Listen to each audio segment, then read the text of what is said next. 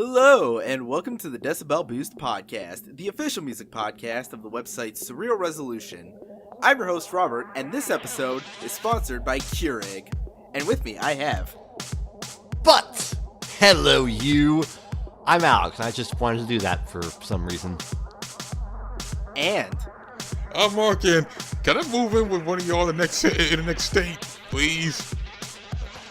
Why, did something happen terribly recently? Well, let's see. Knowing that Canada is a pretty much a pedophile, and everybody else gonna say, oh, he didn't do well, and they use some sort of, you know what I'm getting at. Alabama, what the fuck is wrong with you? Pretty much that. Yes. Pretty much that. Oh, no. Fuck, right. Like, you know how I feel knowing this shit, like, damn, and I got a feeling they gonna elect this nigga because it was like them good old boys. Yeah, well, let me actually reword my earlier statement. Alabama white people, what the fuck is wrong with you? Yes. Shit, I completely forgot that was Alabama. It was so fucked up, it completely slipped my mind. Oh, right, that's where Mark lives. Yeah. Maybe you want to move to Virginia or something? I hear they just elected someone really cool to, like, their delegates and representatives or whatever. Yes, they did. Yeah, you know what? That's a good idea. A better idea. Yeah. Man, I wish my state legislature had metalheads in it. Instead, it's just a bald white guy who's, like, I don't know, basically if Sean Evans grew into a prune. The guy looked like a crazy Woody Harrelson. That too. Sorry for the diss, Sean Evans. No ill will. Your shit is cool. I can't wait to see the Bob Saget interview. But yeah, episode 59. So, how have things been going with y'all? Pretty good. Been getting back into the video games. I actually went and got back my old Guitar Hero controller so I could play some of my games on the PS2. Was it always this laggy? It depends. Which one are you playing? Guitar Hero 3. Well, see, there's your problem. You're playing it on the fucking PS2. Yeah, clearly. I would like to get like a PS3 version, but those guitar controllers are a bit hard to come by nowadays. Bitch. Yeah, I would like to play Clone Hero instead, but, you know, I have a Mac and it doesn't play nice with Mac, but in any case, and that's a topic for another day. I also got myself a copy of Sonic Forces from Gamefly. Been playing through that today. Pretty good. I know it's a little short, but it's pretty good. It's a good game. It's good. It's not, you know, filled with super-duper microtransactions like what EA is pulling. We're all gonna die, aren't we? You know, fun fact, I actually haven't touched a 3D Sonic game since Sonic Heroes, pretty much. Or wait, was that before Shadow the Hedgehog, or was that after Shadow the Hedgehog? Before, I think. Okay, then Shadow the Hedgehog is the last one I ever played. Dodged out on Sonic 06, Sonic Colors, the one where he's playing the werewolf, and, I don't know, what was Generations, that too. Yeah. Well, yeah, we'll talk about that another time. I'm also preparing for an entire weekend full of playing through Pokemon Ultra Sun, Ultra Moon, which I'm very much looking forward to. It's gonna be good, Tyler. You're gonna believe me, motherfucker. Tyler's a bitch. What about you, Mark? Not much happened to me as recently, to me, as a matter of fact. Just pretty much routine shit. Well, it's a funny story, Mark. By the way, I can't wait for that to come out, like, next month. It comes out next month, right? The Disaster Artist comes out in December, yes! It's gonna be fun. And we're gonna make so many jokes at Mark's expense. Oh no! It's nothing personal. It's just something we have to do. I know. It's like this. It's like there's gonna be I know gonna be a whole lot of room jokes. I know. Oh, I know it's gonna happen. Anyway, as for me, I actually played a show last night, the night before recording on Monday, so I played Sunday night. We opened for this Colombian death metal band called No Raza, which apparently translates to no race. So I had to look up much later after the fact. It was a fun show, pretty good bands there. The band themselves, first time listening to them was actually like the day of, because I was checking some of their stuff, earlier in the afternoon. They're pretty good. They're one of those bands that sound a lot better live, because then you get like a more sort of punchy sound to their performances instead of kind of the lo-fi muddiness that you would expect of like a independent South American metal band. Also, you're not going to believe this, but there was a dog that was trying to get into the venue. And really? It was sort of like, a mid-sized dog, not too big, not too small, just the right size of dog. I think it might have been like, I don't know, part Rottweiler, part German Shepherd. I know it was very like black, but it wasn't like a border collie or anything. And he was very friendly. He wanted to play with all the people at the entrance. But I felt so bad for the dog because people didn't want him in the venue because obviously, reasons.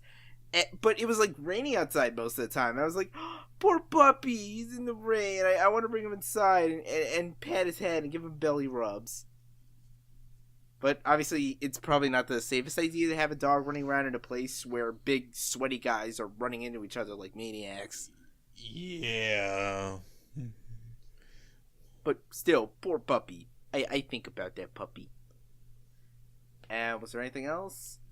I finally submitted a proposal for a specialty show to the station. Now I just gotta wait to hear back, which is probably gonna be by the end of the week. Fingers crossed, man. If they turn you down, it's because it's not true cult enough. Excuse me, I put Death Clock in the playlist. What more do you want? Baby metal. Duh. God, you're such a nerd. But anyway, that basically covers all the just the formalities for now. So now it's time to move on to the new song discussions for the past week. Of course, if you want to listen along, you can follow the playlist. It's going to be one down in the description, so you can listen along and then come back to here and hear our thoughts and see if they match up with yours possibly. So starting from the top, apparently we have to deal with a new of Mice and Men album like at the beginning of next year. It's coming out January 19th. It's called Defy, and well, it's apparently the first one they're doing without Austin Carlisle, so that's going to be fun to hear. So, of course, this first song, Warzone, is... Now, I admit I kind of fallen off the wagon a little bit, insofar as I can't say I've been listening that deeply. I think I heard their last album once, and didn't really feel the need to go back and listen to it again. But this one, okay, so it has some bouncy grooves. It's got, a few D-beat passages here and there, the muddy chugs, plenty of new metal synths and feedback, because I guess we're kind of at this point where it kind of feels like the generic core Warped Tour scene is kind of looping back into new metal in a weird way. It's like some weird recursive bullshit. And the only significant comment I have to make is, what even in the fuck is this goddamn chorus, I guess? Because, okay, look, I get it's common for stuff like this to kind of switch between the fast, pseudo-heavy passages and a chorus that sounds a lot prettier, but usually the momentum overall is still maintained, whereas this one, it just kind of sounds like it just hard, like, pulls the emergency brake into the chorus. It's not a very smooth transition. It's just kind of like, whoa, all of a sudden the chorus sounds super elegant and pretty, like this is Sleeping with Sirens or some shit. Yeah, I noticed the same thing. The song itself is pretty kick-ass from start to finish, but what is up with that major key chorus? It's just, well, that came out of nowhere.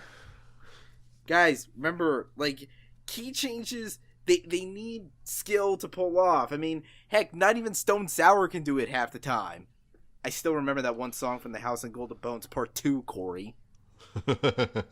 It's okay, you and I are still cool. Of course. But now moving on from that to something that I wouldn't have known about if I didn't, pick up on it in the, like, rotation selection of the station. This group, Chromeo, who are apparently a thing that exists. You know, if you like yourself some kind of throwback soul funk type things, this is your jam. So they announced the new album Head Over Heels coming out in an unannounced frame of time, and so they premiered a new single called Juice. And, well, much like a good glass of juice, this shit is liquid smooth as fuck. I'm not even kidding. Like, the beat is, you know, very synth heavy. It's impossibly, you know, tight and funky. It kind of sounds like a more, slightly more human sounding version of, like, Random Access Memories. Like, if that album was actually made, like, in the 70s, I kind of imagine this is what it would sound like, except with, like, more boisterous performers than, like, Pharrell and the Robot guys. It's the kind of thing you really can't groove to. It sounds cool. Am I the only one that had opinions on this, I'm guessing? Apparently. I guess so. Alright, then. You know, I would like to have backup on things, but I see how it is sometimes. Anyway, moving on. So, of course, time for the Adult Swim single of this past week. This one being one of the surprise drops from sort of almost this kind of R&B-ish rapper type dude named Saba, produced by some guy named Zack Villere, or Villere, I'm probably pronouncing that wrong.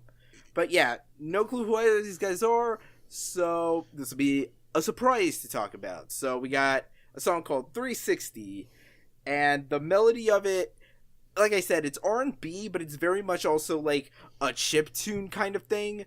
Kind of like if, like, I guess Hatsune Miku produced for The Weeknd or some shit. Which, let's be honest, you want to hear that. And, you know, it's very video game-ish sounding, but also kind of lush and beautiful. And the flow of this guy is like, he's kind of rapping about, like, I guess some of the troubles and challenges that come about when you're, like, slowly developing a name in the scene. And, you know, his flow is very, like, it's got that kind of, like, very rapid fire kind of stop-start, weird, like, triplet, like, bars and phrasing and all that. It sounds really cool, and it offers a really interesting contrast against the more, I guess, pretty sounding beat of the song. It's interesting, I'll say. Yeah, I mean, yeah, listen to the song like a few times. It's like, okay, this kind of like, I will say, a different type of sound, like very chip. It is like a very chiptune sound that does sound like doesn't like either R&B or like lighter, like a lighter hip hop sound. Yeah, and the guy started rapping. Like, yeah, the guy seemed pretty cool on here. So yeah, I like what he's done on here. Good to know. But a new challenger approaches. That is not the end of the Adult Swim discussion. No. Alright, so once again, the block is hooking up with the fine folks over at Ghostly International to feed us a little bit of a treat here. This one being the latest album from one of the more iconic producers in their roster, a Dabrye, if you will. Yes, Mr. Dabrye has announced a new album coming out February 16th of next year called 3/3. And this is actually kind of a big deal because, okay, so Dabrye's very first album, 1/3, came out 2001, 2002, I believe. Then 2/3 came out roughly around 2006. So the third entry in, like, under this producer name, I think, and under the series is coming basically 11, 12 years later. Oh, damn. Like, holy shit. So the hype is very much strong on this one, and is to be believed, if we're judging from this first single, a song called The Appetite, which features guest rap verses from a couple of fellows named Rock Marciano, Quelle, and Mr. Daniel of Brown. Yeah. I always want to see his name come up anywhere, doesn't it? Oh, yeah. So, yeah, this song, the beat of it is kind of this moody but intense kind of electronic thing. You know, you definitely feel like this sort of dark edge to it, which sort of matches the flows of Rock and Chris, as they're kind of doing this very it's low key, but it's not like mumble. It's still got like a punch and an intensity to a lot of it. It's kind of hard to pick out like individual bars, but I will say these guys definitely know how to rock fucking rhymes like no one's business. Especially the funniest when like Kel Chris makes some fucking crack about subtweeting motherfuckers. Or no wait, it's like don't subtweet at you like I'm getting sick or something.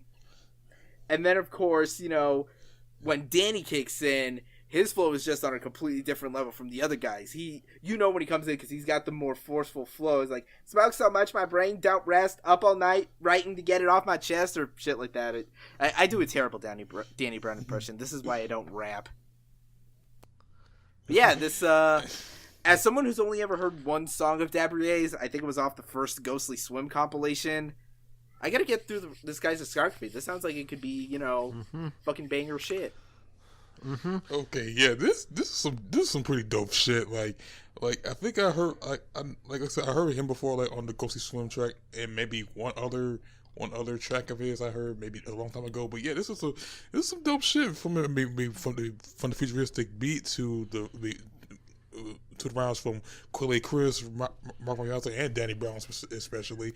I just looking more forward to hearing more about this project, considering the guests he gonna bring over there. Like this dude gonna get people like Ghostface. He got Doom, Shigito. I'm gotta hear more of this once it comes out.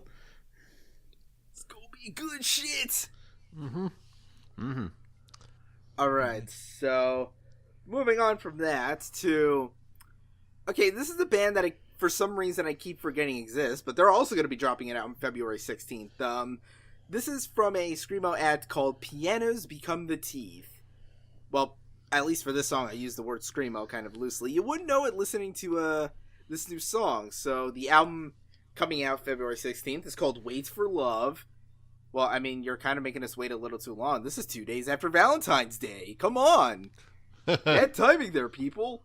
But yeah, we have the song Charisma here, and as someone who knows them as, like, you know, they write songs that are very, you know, heavy on the vocals, very grating and emotionally depressive, this one is different. The guitar production is very, you know, kind of like that sort of weird halfway between sort of distorted and sort of clean that you hear on, like, a lot of shoegaze tracks, you know, that weird little sweet spot. And the vocals themselves aren't grating at all. They're more, again, that sort of moany, shoegazy kind of cleans. And it almost kind of reminds me of something of, and again, I realize this is probably the opposite of name dropping, but I don't know if anyone listening here still keeps up with the band Title Fight, but this kind of sounds like what they were doing on, like, their last couple albums. You know, they started off as sort of like melodic hardcore, and that went in a more shoegazy, almost kind of post-hardcore alt-rockish kind of direction, and that's kind of what I see Pianos going for here.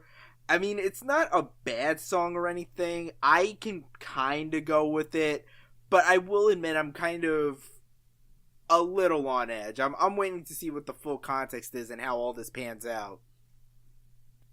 I'm not all that familiar with these guys, so I can't really say much, but this song, well, for one, the bass was very fuzzy, and for two, well, definitely in one ear and out the other.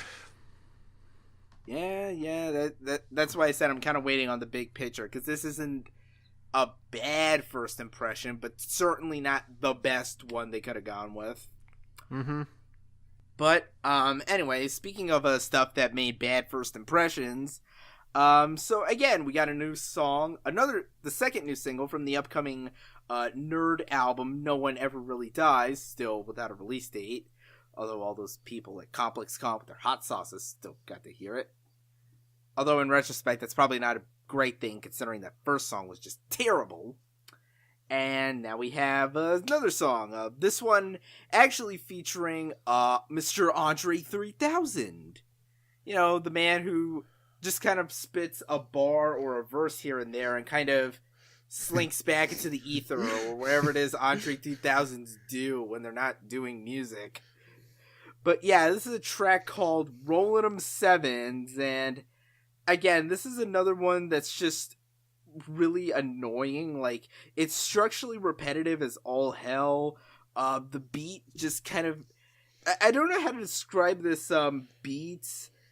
It's maybe not as grating as, the previous song, but still very annoying. And there's this random ass beat change in the middle. In fact, the whole beat, and I don't know how to describe this other than it's like if Alex was still like in Full Sail, or let's say it was like sophomore year music student project thing. They were doing a project and they just decided to give up and settle for a C-. This is what it sounds like. I'm sure Alex will probably tell you what that sounds like. A C-? That was me my entire time at Full Sail. Damn.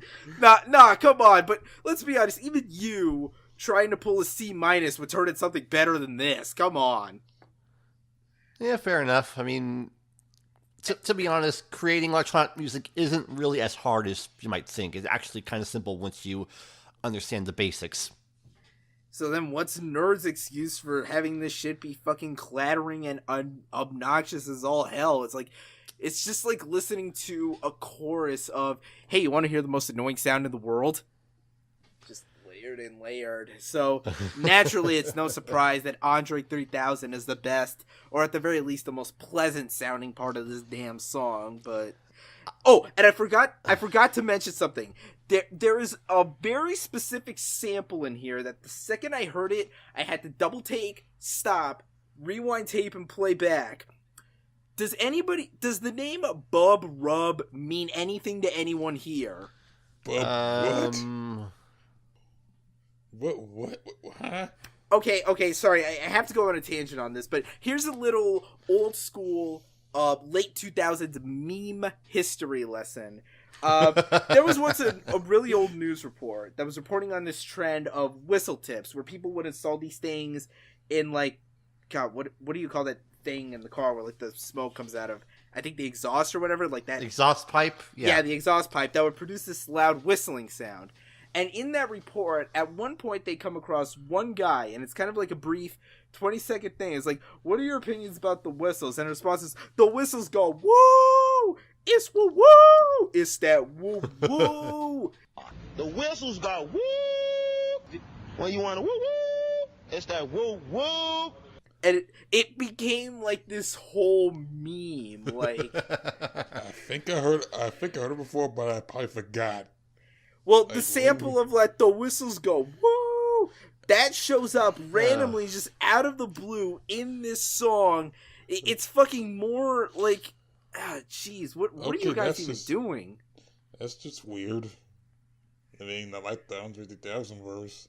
Oh, I think I heard the song one time because when I went to check it out again, the song got taken down. Yeah, I had to go hunting down for, like, a different link because I didn't realize the one I pasted had nothing in it.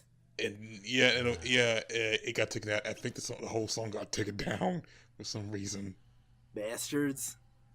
Actually, now that I think about it, it's probably for the best. So thank you, whoever took the song down. You are a hero, and you are doing the American people a favor. But moving on to something that's actually pleasant on the ears, at least. Mark, you want to set up this one? Yes, I will. So, Mr. Freddie Gibbs, he had a better year than last year. Because he released his project, You Only Live Twice, which, like I say, was actually a good project. It may not be piano or that last one, but it was pretty alright. So anyway, like, he been keeping himself most of this year, but he teamed with this French producer named Feynman. I can't pronounce this motherfucker's name. It's not that hard. It's Feynman. Feynman. Yeah, Feynman. Okay. And I only really know of that because there's a famous, I think, physicist or chemist or something named Richard Feynman. But continue. Okay, anyway, him and Freddie Gibbs collab for this new track on Feynman's upcoming project, Lucen's 2 song titled The Wave, in which I gotta say, this is pretty much this is in fact that very classic Freddie Gibbs on this beat, and I gotta say, Feynman delivered the goods on this, and so does Gibbs when he said, took taxis to the S, rip it out, put my shit on exhibit, I pimp it out, took your bitch on the gymnast, she flip it now, Freddie came, neck and wrist, got a drippy drop. His flow really works well on this. I mean, on this production, it really has this wavy sounding track. And he was like, it's pretty good. It's actually pretty good when I heard from Gibbs. Yes, in fact, you could say the song itself, based on the production, is rather wavy. Yep. This was the first song that would have been on that. I mean, only Live Twice. If kind of thinking, I think this should have been on there. It would have made like an album or something. At least have more than just 8 tracks. But yeah, but yeah, this is a pretty good song from Mr. Feynman and Mr. Gibbs. And now moving on to the next song. So oh boy. Apparently there's a Will Smith movie coming out on Netflix, I think next month. Actually, I'm not precisely sure. Yeah, yes, next month. It's called Bright. I have no fucking clue what it's about. I'm still fixated on that terrible song that he subjected us to a couple months ago. Yeah, I think Bright is mainly if basically LAPD and basically fantasy like orcs and all that type of shit. I don't know. I saw a trailer like once. It's from the guy. It's from a guy that makes that with the Suicide Squad. Oh boy! It's since you mentioned Suicide Squad. The soundtrack also on Atlantic Records, the same record company that made the soundtrack as well. Yeah. So anyway, they're involved in that shit too. And this was our next song, Ty Dolla $ign, Future, and and what's that chick name who did that song? Yeah, Kiiara. They did a fucking song called Darkside, and wow, I'm getting some Suicide Squad soundtrack vibes from this song. It's like this is the textbook definition of soundtrack filler, and that is literally all I have to say. It's pretty much what you're going to hear in the soundtrack filler. Not to mention, I looked at Future's verse. He is still sore about when Jay-Z did some dissing him on 444. When I guess Jay-Z's talking about how the whole Instagram holding stacking money to your ears kind of corny, and I think he mentioned one Future reference like something about him and his son hanging with the other guy, Russell Wilson, all that shit. I think he's still butthurt about that. But they're like, okay, what the fuck they gotta do with the anyway, this song is really not all that memorable. And look it up this track list. It's gonna get worse. It's gonna get either weird considering this could be feature collaborations with Drum and Neil Young, Little Uzi Vert, and Steve Aoki. Oh no! Why? That's the thing. The cringe just went up tenfold with those names. This is like a hot topic soundtrack. Just waiting. And I sure can't wait to not listen to the soundtrack when it comes out on. Hang on, what's actually the release date here? Oh my god, this is coming out on my birthday.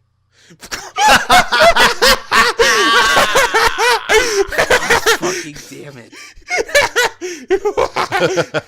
Okay, if I find out that either of you guys sent this to me as a gift, I'm gonna find you. It won't be me. I'm broke as shit. Yeah, I shouldn't be mad at you. I mean, you guys would never send me gifts anyway, even if you did have money. No, which, by the way, you still owe me money. I don't owe you shit. What are you talking about? $60. $60? Oh, please! That is such a lie. That is so unbelievably made up. I don't even have to acknowledge it. We have audio recordings of it. Sure, we do. What is this audio recording that you even speak of? But anyway, we got to move on to the big one, the last song of this week. So finally, after all the various teasers that have been floating around the internets and out in real life, presumably for a while, Monsieur Eminem has confirmed that he is in fact releasing an album called Revival, which I think is coming out this Friday. I haven't been able to confirm that 100% for sure, but that's what Wikipedia says, so I'm just gonna fucking roll with it. And Mr. Eminem has actually decided to give us the first single from this album, or I guess the only lead single from the album, if the release date is true. It's a track called Walkin' Water, which features guest vocals from a woman who doesn't seem to care much for Becky with the good hair. Yes, Miss Queen Bey Beyonce is here doing the chorus on this thing, and I have this really on-again, off-again relationship with Mr. Shady, I dropped off after Encore, and the last time I tried to get into him was the Marshall Mathers LP 2.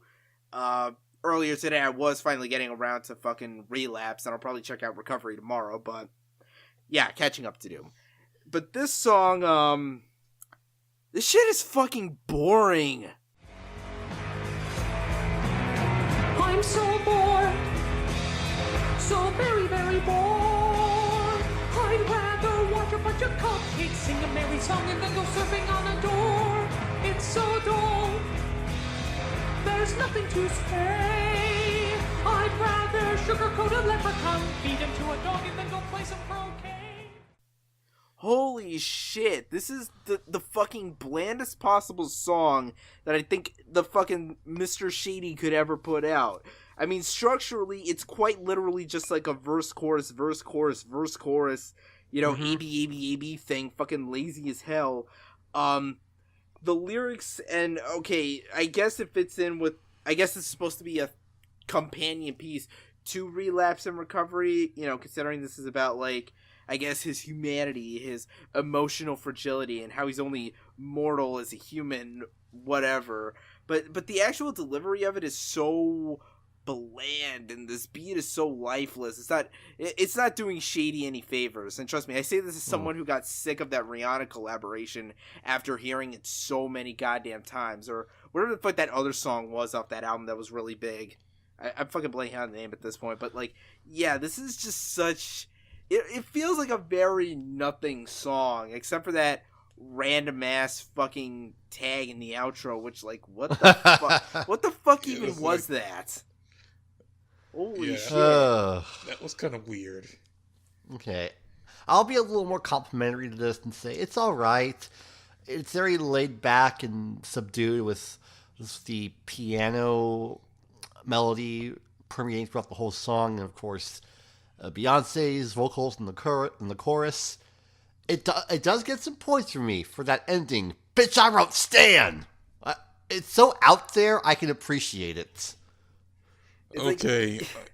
Yeah, he wrote Stan. Not to mention, he wrote a song where Stan's brother fucking kidnapped him and then killed his ass. But go on. Yeah, like when I first listened to this song, at first I thought, why does it sound like a Macklemore track? Oh god, it's bad, but it's not that bad. Come on, Mark, chill. Okay, I'm gonna get that in more. Like, at first of all, okay, like I listened to this multiple times. Like, the first time I went like, oh damn, this sounds like another fucking weepy ballad track. That then almost was like, okay, I get what he's saying. I kind of get the whole, his whole thing with, he's a guy who is on top. The people always call him the best, and how he got this pressure of doing that shit. Like, okay, I get that shit, but I don't think this is doing enough favors for you. At least this production.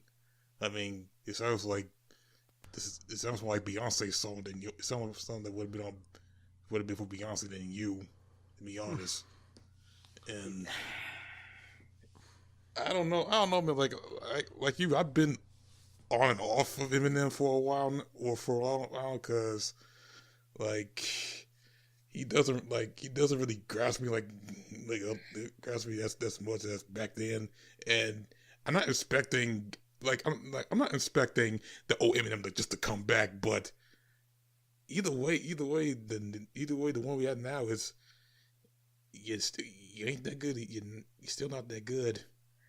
It's like what this is reminding me of most specifically is and hang on, let me actually grab my copy of Marshall Mathers 2 off the shelf. Come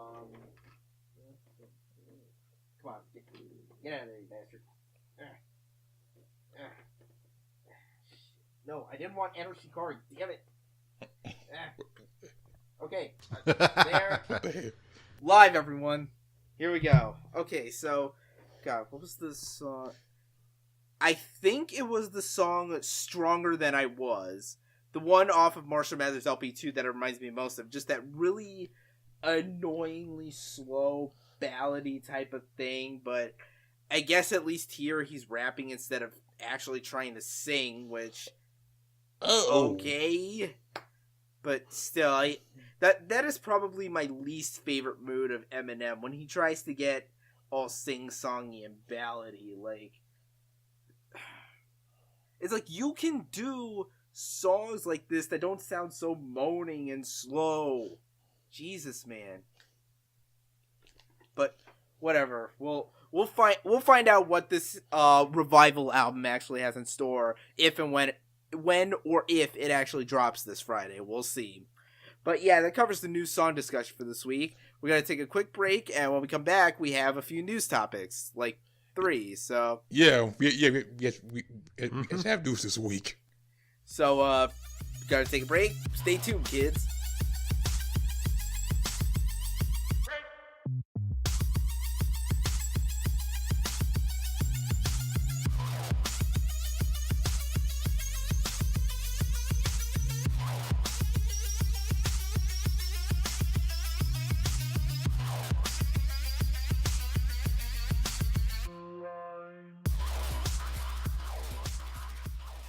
And we're back. So, turns out we actually have 4 news topics. This one was literally decided in the middle of the break, which you are never going to hear, unless I decide to do an outtakes episode one day. Maybe. But, yeah, for this first news topic, in news that, well, shit, I could have told you that without having to do research or anything. Apparently, if you like Justin Bieber, you might have a predilection towards, like, actual psychopathy, like clinical psychopathy. So, according to the Washington Post, a pair of graduate students at New York University did a study trying to find a correlation between music genres and varying degrees of actual, like, psychopathy. They surveyed 190 NYU psychology students and identified about 20 songs that seemed to be popular or unpopular depending on their level of psychopathy. So, obviously, they measured the song against whoever scored highest on the psychopathy scale, which I probably should have looked that up during the break. But anyway, so Bieber's What Do You Mean? You know, that friggin' song. Apparently ranked really popularly amongst those students who scored highly on the psychopathy scale, alongside Blackstreet's No Diggity and, no surprise, Eminem's Lose Yourself. Wow, psychopaths like Eminem? Who would have thought? But on the lower end of the spectrum, interestingly, there was Dire Straits' classic Money for Nothing, Wayward Wind by, I guess, just people, and, of course, that ever so classic of Knack songs, My Sharona,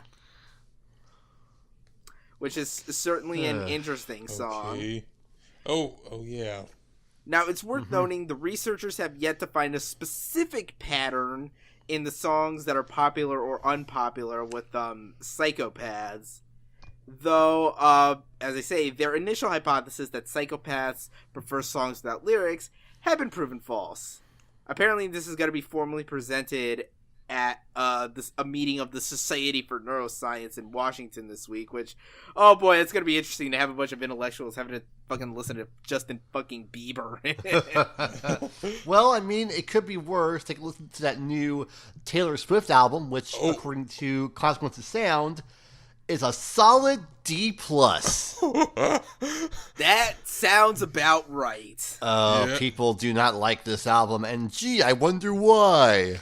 There's a song with Future and Ed Sheeran. You know, the funny thing is, I actually am friends with a dude who's usually a major Taylor Swift stan. Shout out to Luke, by the way. And I haven't even heard him, like, gushing, I guess, yet about this album. But we'll see. I'll probably hit him up after this and see what he thought. It's going to be fun. But, yeah, I mean, I'm guessing... Okay, so if they mention Bieber and Eminem, I'm guessing it's an attraction to music that's made by psychopaths? Because Bieber's behavior certainly is psychopathic. I'm pretty sure the Miami PD are still looking for you, buddy. I got the receipts from that shit. And, you know, Eminem, obviously, his entire career is based off actual psychopathy. And some of his fans are, well, most sometimes angry white boys. He once wrote an entire song about it. Get it? I wrote Stan, bitch. Well, I thought it was funny. Anyway, moving on from that. So, once again, back to Mr. Danny Brown. He had a release of a documentary actually set up over at Apple Music, apparently exclusive there, called Live at the Majestic.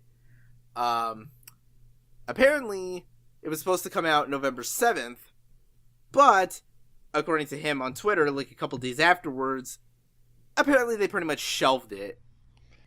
Yeah, like, damn. It was like... Yeah, it was like, yeah. And it wasn't even like they didn't tell him and shit. It's like, they say, yeah, he's gonna show up. It's like, and Danny seemed really disappointed by that. And I don't blame him. It was like, damn, you took that much shit? And so far, we still don't have, like, an answer why. That's just sad, man. Yeah. Yeah, he's really hurt by that shit. And I don't blame him. It's like I made something. You ain't gonna show it. It's like, okay, so apparently this thing actually did premiere, like, last year ahead the release of Atrocity Exhibition somewhere, I guess.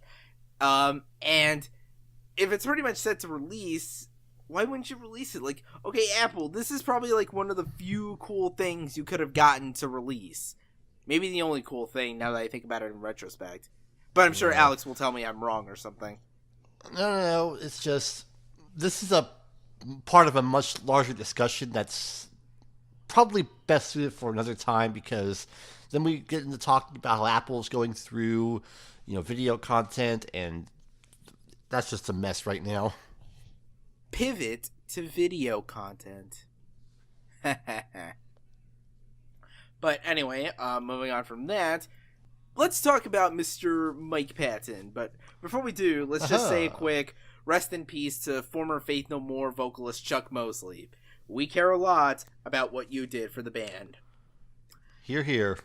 Now, anyway, as for Mr. Patton and what he's up to, so as I'm sure we all know, later towards the end of this year, the 27th, the 28th, and the 29th, the Dillinger Escape Plan have their last 3 shows ever, before their eventual split, booked in Manhattan.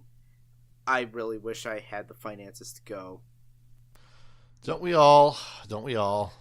So, yeah, obviously these shows featured, well, predominantly they featured the band's Daughters and Code Orange playing, you know, along with them.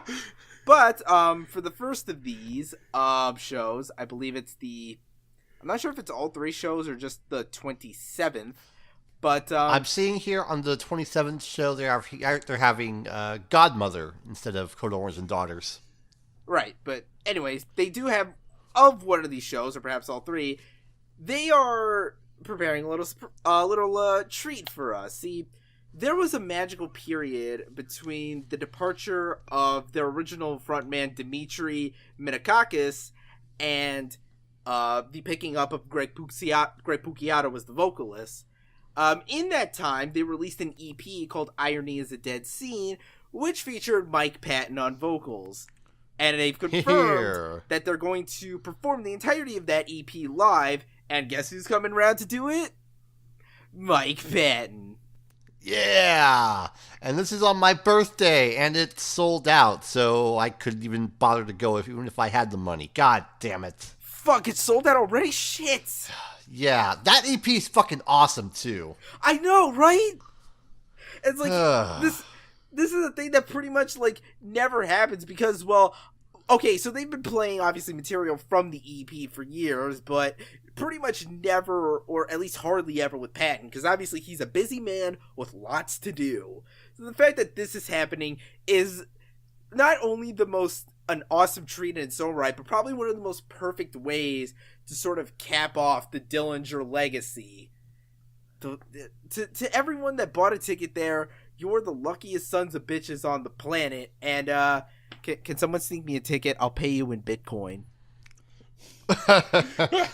No, wait. You have to pay him in your currency.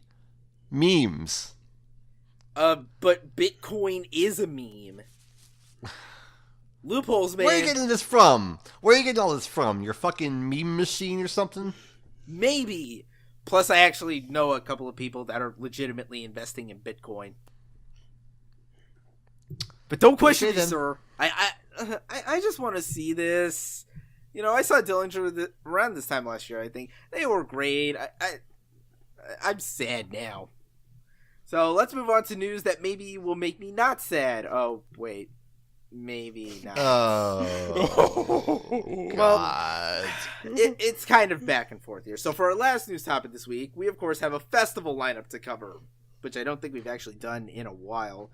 But yes, the lineup for the 2018 edition of the Jacksonville, Florida-based Welcome to Rockville, taking place April 27th, 28th, and 29th in Metropolitan Park, has been announced. So, let's actually see what the lineup is. Now, okay, so for Friday, the big headliners are Ozzy Osbourne, you know, especially, which lines up perfectly with his recently announced farewell, air quotes, tour solo bullshit.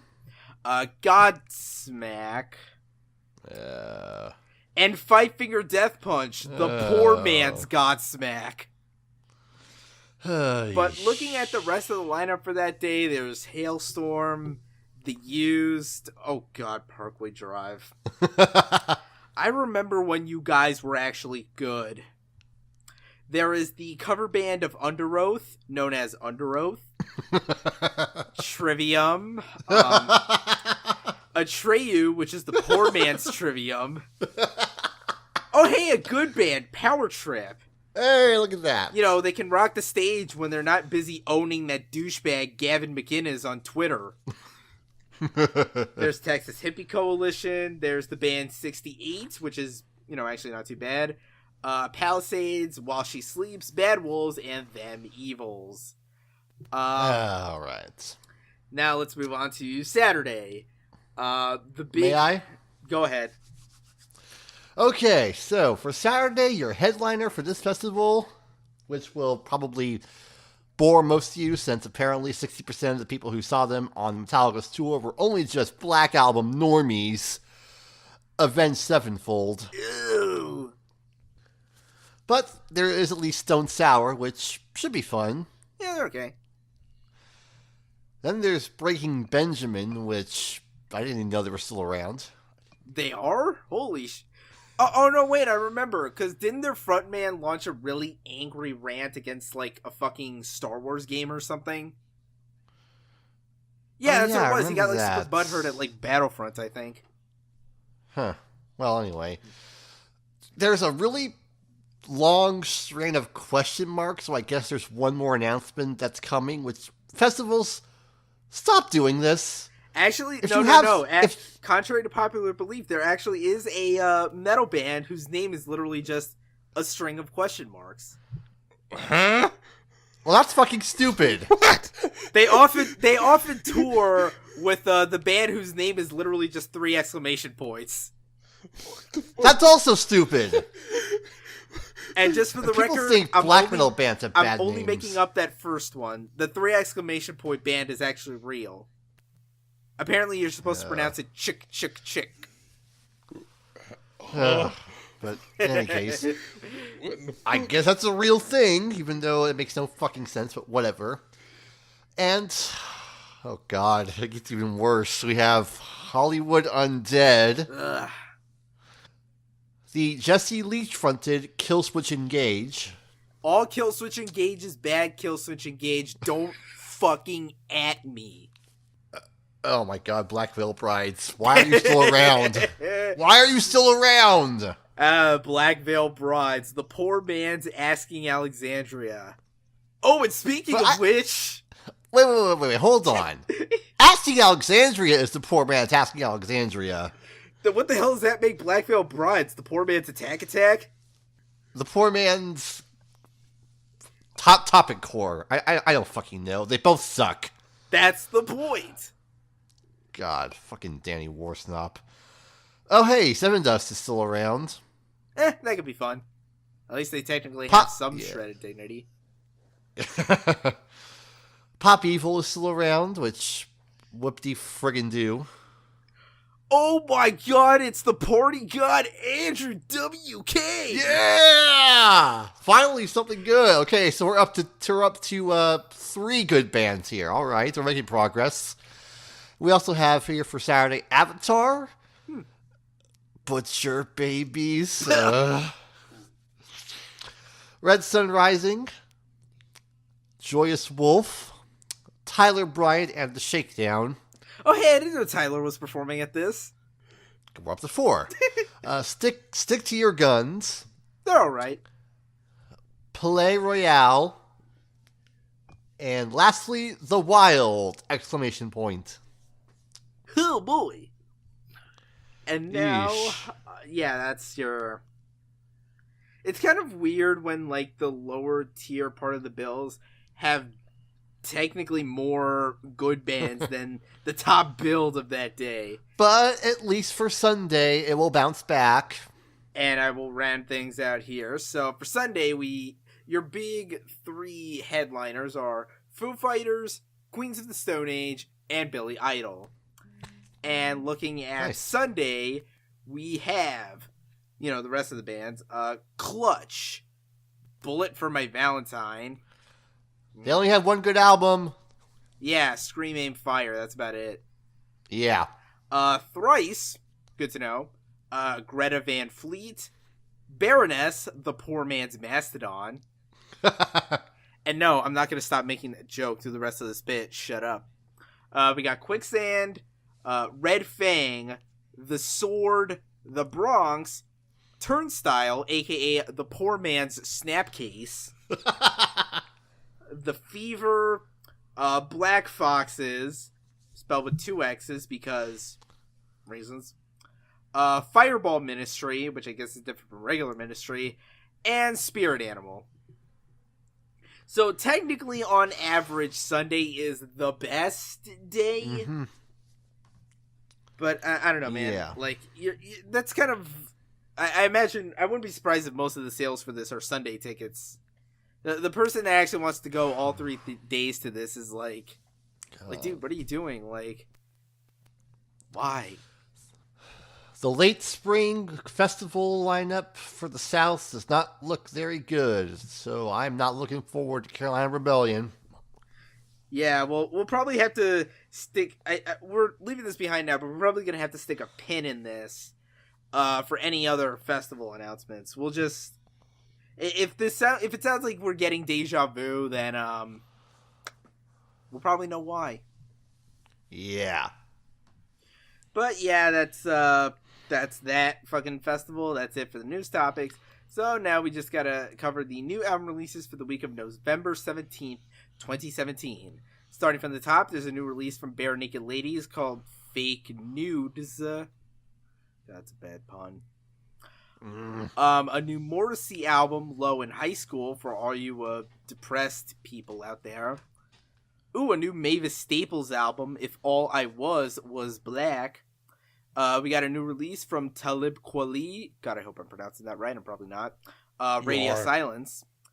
We have the debut full-length album from one of this year's Double XL freshmen, P&B Rock, with Catch These Vibes. How about that? God, why the fuck did I do that? Anyway, a new release from Tove Lo with Blue Lips. Oh my god, I can't believe I have to say this fucking one. Say it. Say it. Fieldy, the bassist of Korn, is releasing a solo album titled... Say it.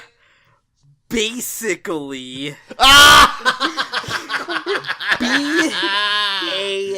B-A-S-S. Basically. I can hear you cringe through that, and it... C'est magnifique.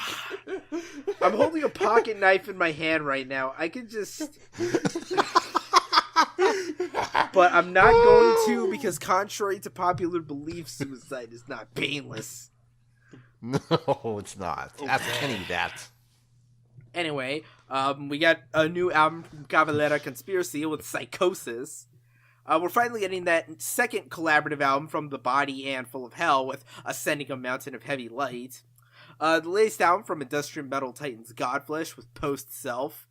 A new album from Tim McGraw and Faith Hill with The Rest of Our Life. Or I guess according to my notes here, Time McGraw and Faith Hill. Always make sure to proofread, kids. A new Christmas album from Sia with Every Day is Christmas. It's not even Thanksgiving yet. Hey, come on, Alex, be chill. At least it's not Gwen Stefani releasing a Christmas album in October. We have a new album from the master of autotune, T-Pain, with Oblivion. And as we mentioned, last but not least, possibly a new Eminem album, Revival.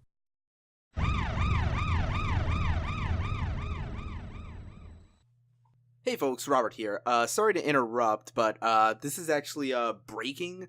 Like, it literally came out today, the day that I was editing this episode. And now that I'm right near to the end of finishing the whole thing, I just gotta insert this in here. So, as far as the new album releases for this week, we have a surprise. Apparently, Australian psychedelic rockers King Gizzard and the Lizard Wizard are dropping their fourth album of the year on Thursday. It's a free download, according to them. It's going to be titled Polygondwanaland, and that's basically about it. So, back to the main episode. So that's basically about it for this week. Time to clean house and get the hell out of here. So, Alex, where can they find you on the internets? Same place as always, Aura of Azure, literally everywhere on the internet. But don't bother me this weekend, I'm playing Pokemon, okay? Okay. Mark, what about you? Look us on Twitter and Curious Cat at Media, and on my site, the -1 at -1.wordpress.com. Yeah. As for me, you can find me on Twitter, Instagram, and Curious Cat at Rob Barracuda. Be sure to email me, robert@surrealresolution.com, if you have questions, comments, concerns, and of course, the crispiest memes. Of course, be sure to subscribe to the podcast on Google Play and iTunes. New audio-only episodes are out by every Wednesday. Video goes up usually every Friday on the official YouTube channel of Surreal Resolution, which you can just search Decibel Boost or Surreal Resolution, subscribe there, hit bell tab, you know the whole shebang. Follow Surreal Resolution elsewhere, on Twitter at Surreal Rezo, like us on Facebook, follow us on Twitch, where we are streaming pretty much every day. And, of course, visit the website, www.surrealresolution.com, and find the podcast on its own subdomain, decibelboost.surrealresolution.com, where you can listen to the archives of our past episodes and check out our other great podcasts as well. If you like gaming, Training Stage, movies, Salty Flakes, anime, Podcast O&A, which from what I hear is on hiatus until next year. Yeah, we're taking a little bit of a break because of the holidays, and some of the guys are going to a convention next weekend, so we're going to do some special shows in December, but for now, what we're calling the first season is over. It'll be back in January. So basically, you guys are pulling a John Oliver. Yeah, pretty much. But go back and listen to the episodes, because we did some good stuff. Yes, you should. They keep me entertained on car rides. Be sure to check out a lot of our great ring content. Hopefully my Wolfenstein 2 review is coming out this week, which, spoiler, it's great. And maybe I might get an album review or two done if I'm not super busy with other shit. This is kind of a bad week for me because of reasons. Be sure to jump into our Discord chat so you can dank it up with everyone from the site. And of course, shout out to the producer, Mr. E, for graciously letting me use this music for this podcast. Links to his shit down in the description. That'll about do it for this week's episode of the Decibel Boost podcast. Thank you for listening, and until next time, be sure to remember that John Wick once killed 3 men in a bar with a pencil. A fucking pencil!